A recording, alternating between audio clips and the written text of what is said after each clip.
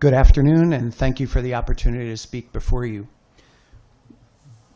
As a medical student starting in 1983, I was taught to critically think, and there are a couple of assumptions that we've heard today that I'd like to challenge. One of the assumptions that we heard is that high vaccinations protects those vulnerable, and it reduces the probability of those people vaccinated to spread the germ to others. Never once in my 37 years have I ever seen a study that showed that a vaccination makes the bacteria or the virus disappear from the body of those who are vaccinated. And yet, all we continue to say is that once a vaccine is given, not only are people immune, but the bacteria and viruses are no longer in their bodies to transmit to others, and that is not true. We also heard that once you're vaccinated, you are immune. Well, actually, the textbooks don't say that. The textbooks say that 2 to 10% of children who receive a vaccine actually don't develop an antibody at all. And then there's a whole number of children who will develop an antibody, but we don't even know the percentage because they will develop the antibody but won't be protected at all. So there are more children who don't develop protection from the vaccine than are actually unvaccinated in the state of Connecticut. We are told that unvaccinated children are the only children and the only people that are capable of spreading germs. But that's not true either, because vaccinated children can still spread germs. They can still carry the bacteria and viruses that we vaccinate against, and so can adults. Adults can also carry the bacteria and viruses that we vaccinate against. We are told that when you vaccinate, the bacteria and the viruses completely disappear from the earth. Well, they don't. They change activity, they may mutate, and you heard before that the measles virus doesn't mutate. Well, it does. There are cases of outbreaks in Canada that have shown that a new virus came about, and there are studies in the literature that show that when a vaccine is given, you can induce a strain replacement, meaning that over time, the bacteria and the viruses will mutate, but they don't disappear from the earth. They are still here, their activities change, and they may even mutate. And even those who are vaccinated can still carry them and transmit them. But unfortunately, we're targeting 2% of the children who are not the sole carriers or transmitters of germs. And vaccinations don't stop people from carrying and transmitting germs just because they've been given the vaccine. And my last point is we heard that vaccines are unequivocally safe. We have a public health crisis in our midst. Chronic illness, brain damage, neurodevelopmental disability, and there are chemicals in the vaccines that are shown in animal studies to contribute to this kind of brain inflammation that we are turning our backs on, and we are creating many of these children, and we are ignoring it for the sake of continuing to vaccinate. Thank you. Thank you for your testimony. Are there any questions or comments? Yes, Representative Claire DeStitris. Thank you for your testimony. I just have one question. Excuse me. Some of the vaccines and the ingredients in the vaccines we've heard about could be aluminum, could be mercury. Is there some concern that when these ingredients are given to such young children that as we've heard, their immune systems are not completely developed yet, if it stays in their system and or stays in their brain and does not come out of their system, as what we've heard is it's supposedly supposed to leave their system? What are your thoughts on that? Well, you heard earlier that there's no real concern about aluminum because it's such a small amount, and so it really shouldn't matter. But the kind of aluminum that we put into vaccines is a different kind of aluminum that we see environmentally. This is called a nanoparticle, and nanoparticles bind really tightly to the bacteria antigens, the virus antigens, the food protein antigens, and any other contaminants that are in the vaccines that we may not know about. And we know that the biochemical properties of nanoparticles is that they are capable of entering the brain. And so we have not evaluated the safety of the aluminum nanoparticle and its injection and where it goes when it gets into the body and whether it gets into the brain. Do vaccine ingredients belong in the brain? No. Do they get into the brain? No one has ever studied it. But animal studies using the same chemicals that are in vaccines that we give to children directly demonstrate that the vaccine ingredients do enter the brain. We are ignoring this information. There are scientists in Europe who've actually done studies on the aluminum nanoparticle and have shown that it can persist in the brain for years and decades.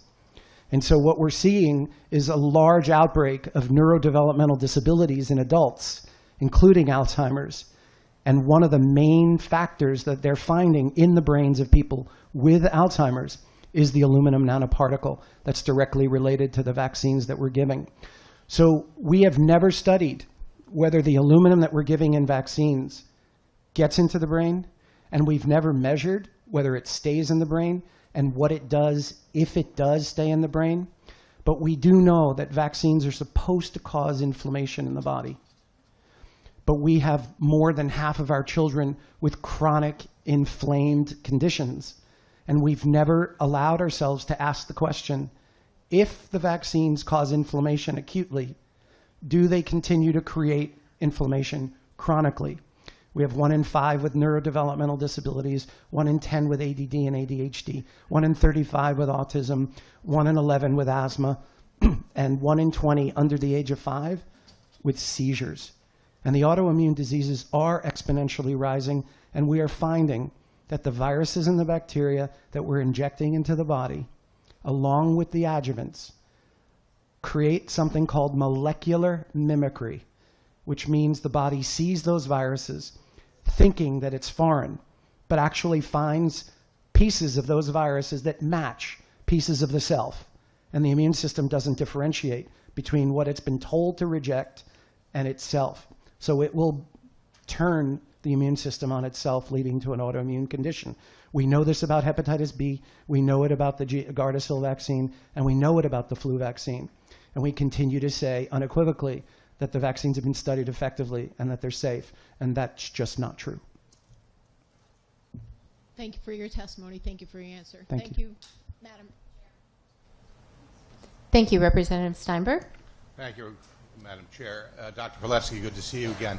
You know, I've been intrigued by your statement when we met previously with regard to the aluminum adjuvant passing through the blood-brain barrier, and I've done a little research of my own. I'm not a physician. I gave a pre-med freshman year in college. I pass out of the side of blood.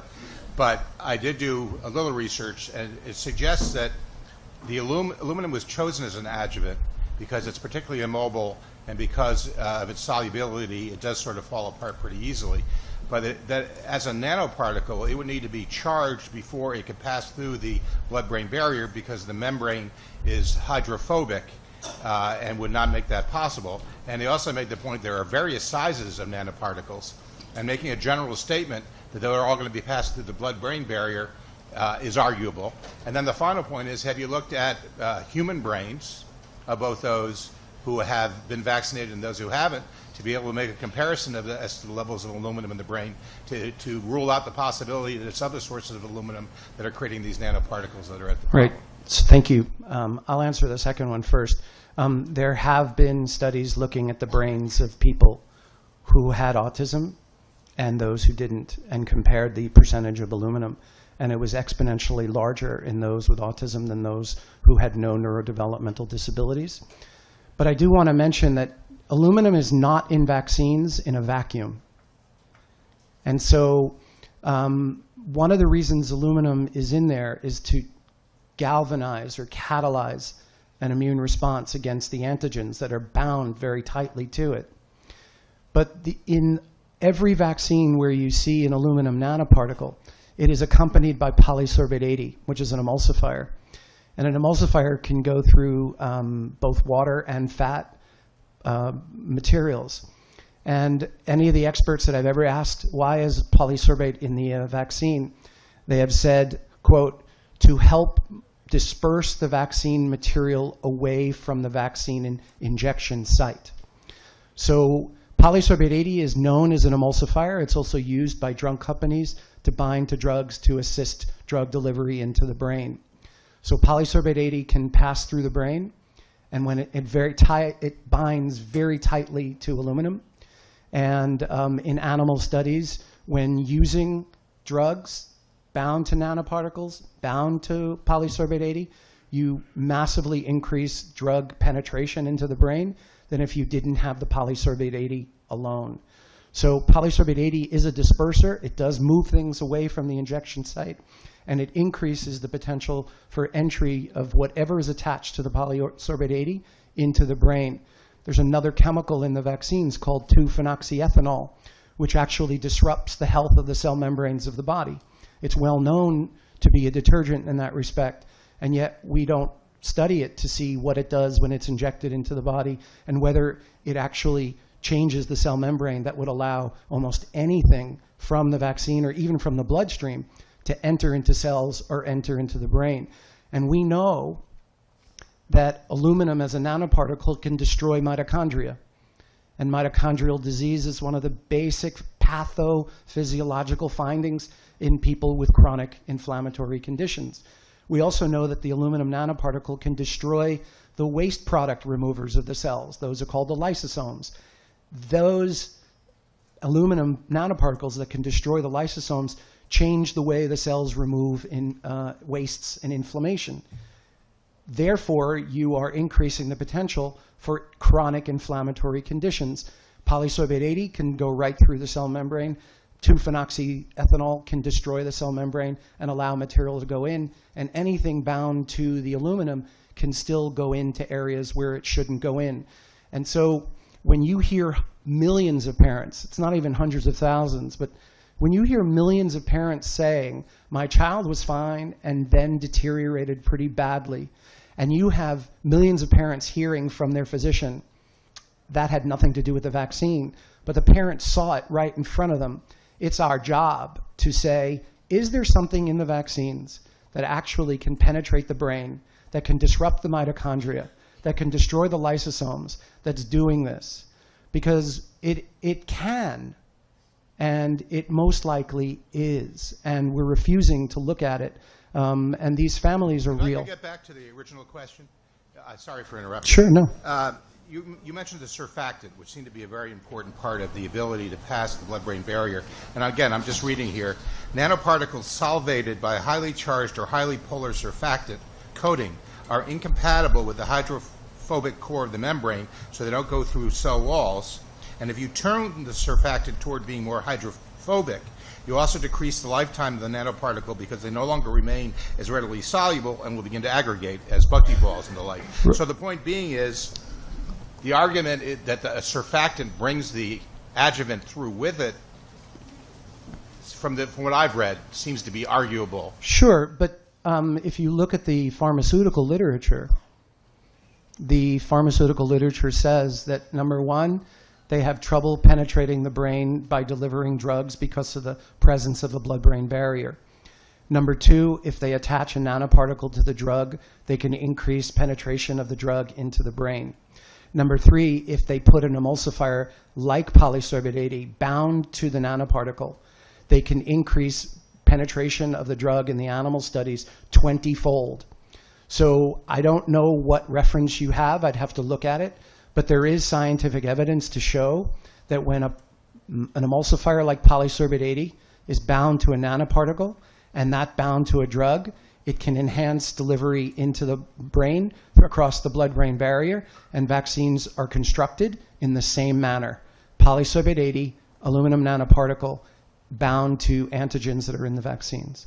I agree with you that the whole purpose of the surfactant is to ease the passage, but what I've read at least, and I'm glad to share it with you, suggests, well, first of all, it's not their intent for the adjuvant to be the one passing through the blood-brain barrier, and that aluminum is particularly poorly suited and perhaps selected as an adjuvant because of the greater difficulty of it passing through the blood-brain barrier as a nanoparticle, even with the presence of the surfactant, which I imagine is there to bring other elements of the drug through the blood-brain barrier. Sure, but there have been numerous studies done by people outside the mainstream medical community who have attempted to look at what happens to the nanoparticle when it's injected into the body. And they have found that not only does it penetrate the brain, it persists for years. And so, again, if we're seeing a public health emergency of chronically disabled and chronically ill children, and we know that there are ingredients in vaccines that can potentially contribute to that happening, and we don't have any scientific studies examining whether or not any of these ingredients contribute to the development of these chronic inflammatory conditions, we have a problem. I agree with your central argument. If you were really talking about proven causality, what you've described over and over again seems to be a correlation. However, you fail to take into account the tens of thousands of chemicals we've introduced into our food and into our environment. Have we evaluated all those? And should we be stopping all those 10,000 chemicals because they may be the cause of the presence of these various elements in the brain? No, I appreciate that. But there's a difference between what you inhale and what you ingest and what you inject. And what you inhale and what you ingest has the capacity for the immune system along the airway and the immune system along the 26 feet of intestines in children, plus the liver, to actually eliminate that before it gets into the body. But when you deliver it through an injection, 100% of it gets in, and it's never been studied as to what happens to it and whether or not it stays in the body, and what it does when it stays in the body, and what does it bring with it, especially since we know that there are contaminants in vaccines, like foreign cells, like foreign DNA. I mean, in 2005, the FDA reported that they knew that there was foreign DNA in the vaccines, and they didn't study it at all. But they did make a side note and say, well, we don't know if it's going to cause any damage, and it could, but we're just going to tell you what the amount that's legal for being in the vaccine. So we don't know everything that's attached to these nanoparticles. We assume that when you inject the vaccine, it's not going to hurt you. We also assume that it's going to give you immunity, and neither of those is true. I'm still focused on the fact that we do know that many chemicals in our environment are carcinogenic, are endocrine disruptors, that have any number of other create mutations and the like, and those are not injected. So many of those things are present that end up in our bloodstream because they've been ingested or through other means. I'm just not quite sure I can buy your argument this is all because of vaccines, because you've noticed some of these incidents when there are all these other factors in our environment that coincidentally have been introduced along the same time frame as vaccines that could equally, if not more likely, be involved given their pure number of them involved. I appreciate that question. The fact of the matter is that vaccine ingredients have never been tested for mutagenicity or carcinogenicity. And there are actually statements in the package inserts that say that this product has never been tested to see whether it causes mutations in the DNA or whether it causes cancer. So you're right. I think we should be equally concerned about the injection of these materials. But I'll say that in over 21 years of actually watching the health of vaccinated children in the same community as the health of unvaccinated children, I don't see nearly as many chronic inflammatory conditions in those who are unvaccinated as I do in those who are vaccinated. And a colleague of mine is currently engaged in a wonderful study looking at the health outcomes of fully vaccinated children, partially vaccinated children, and unvaccinated children. And in his preliminary data, he's already seeing quite a stark, statistically significant difference that the unvaccinated children are unanimously healthier with fewer chronic illnesses. The next fewer illnesses are seen in the partially vaccinated children, and the most severe chronically inflamed conditions are seen in the fully vaccinated children. So I think we do have observational data just by watching to see, well, how many of the kids in the community who don't get vaccinated actually have cancer? How many do get cancer living in the same community who are vaccinated? Those vax versus unvax studies have never been done by the mainstream media, by the mainstream medical community or scientific community. So I agree with you. I think environmental chemicals are definitely a concern, but we're seeing stark differences just based on vaccinated versus partially vaccinated versus unvaccinated in the same communities. And we're seeing it in the same families, where you have parents who vaccinated their eldest child, saw very significant damage done to that child, and then had 2 or 3 more children and did not vaccinate them or partially vaccinated them, they have their own study because they see that the youngest who have not been vaccinated are far and away the healthiest, living in the same home, living in the same environment, the same exposure to toxins, the same exposure to parenting, same foods, same medical care, and different health outcomes. And my experience is that the medical community refuses to acknowledge that there are faults with the vaccination system that are much greater. Vaccine injury is much more widespread than we're giving it credit for. And when you have 2 to 10% of your children in the community who might not even develop an antibody, you already have a tremendous number of children who are not even immune. So we're saying that all these children are immune, but vaccination doesn't guarantee immunity, especially for those who don't develop an antibody, and then for those who do and don't even get protection even if they do. It strikes me that we're sitting in a scientific community and we're saying that if you vaccinate a child, the virus or the bacteria just disappear from their body and they can't transmit it anymore. That has never been proven, but it is generally believed to be true. And we propagate that without really looking at the science. So we're making a lot of assumptions that the only people carrying the germs that we have to worry about are the unvaccinated, because somehow the adults don't carry it, and somehow the vaccinated couldn't possibly carry it because they've been vaccinated, even though more than 10% of them might not even be immune from it. So there are a lot of assumptions here that I think we're just agreeing to that really is not scientific at all. I would certainly agree with you. There are a lot of assumptions in this conversation. Representative Michelle. Thank you, Mr. Chair. Thank you, Dr. Palevski, for coming to testify. I have some questions to ask. 2 questions. One, why do doctors recommend that all pregnant women receive a flu and DTaP vaccines if vaccine products have never been tested for safety during pregnancy, and when there are no studies to prove that it even prevents these infections in infants? And does the recent study about flu vaccines and increased miscarriage rates concern you? I'll answer the second one first. There's definitely divergent views about whether the flu vaccine contributes to miscarriages. You have the medical community that says no, and then you have increasing numbers of mothers, pregnant women, who are saying, yeah, I was fine, I got the flu shot, and I miscarried.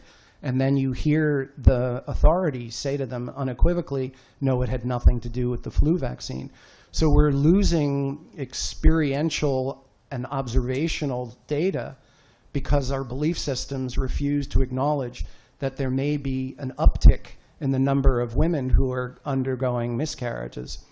But the thing about giving flu vaccine and Tdap to pregnant women basically supports the idea of cocooning, meaning that if you vaccinate the mother or the pregnant woman, she will be immune so that when her baby is born, the baby will be protected from getting pertussis, basically. Diphtheria is really non-existent, even though it's around. It's just not causing infections, and vaccines don't make the germ just disintegrate into thin air. But it's also to theoretically prevent her from developing the flu. But 9 years ago in the Vaccine Journal, there was a study actually looking at flu vaccine in pregnant women. And it showed that women who were given the flu vaccine had increasing inflammatory markers. And nobody knows what they mean. But yet you have literature that demonstrates that babies that are exposed to increasing inflammation in utero have increasing incidence of schizophrenia and mental health disorders by teenage years. So again, we're not looking at the long-term effects of injecting material that does cause inflammation. And then again, if it does cause inflammation, how chronic is that inflammation? Does it persist? And then when you re-vaccinate and get further exposed to other factors in your environment that stress you, are you creating a downhill effect of further disease? And last, why vaccine products only safety tested for days or months rather than 4 or 5 years, as with pharmaceutical drug products? And why don't vaccines use the gold standard into inert placebo-controlled double-blind studies to prove safety as is used for all other pharmaceutical products? So I do want to say that you heard before that vaccines are double-blind, randomized, placebo-controlled study, but they're not. And I would love to have the opportunity to work through the scientific literature to show that not one ingredient in vaccines has ever been injected into a group of kids with a control group that's given a placebo. That's never happened. But vaccines are not considered under the same standards of medicines. They're considered biologics. And the vaccine industry has adopted and given permission to not study vaccines the same way medicines are studied. They also have said publicly that it's unethical to keep children unvaccinated during a study. So that's why they say we don't see studies looking at 4 weeks, 8 weeks, 12 weeks, 6 months later. I mean, we do have these surveillance studies, but you know, if a child gets vaccinated at 2 years of age and then 6 months later, never having had asthma, starts to get asthma, even though there's evidence in the literature how vaccines can favor the development of a wheezing illness, we have no data to actually say yay or nay that that vaccine, in combination with what the kid got in the first 2 years, may have contributed to the onset of that chronic inflammatory condition.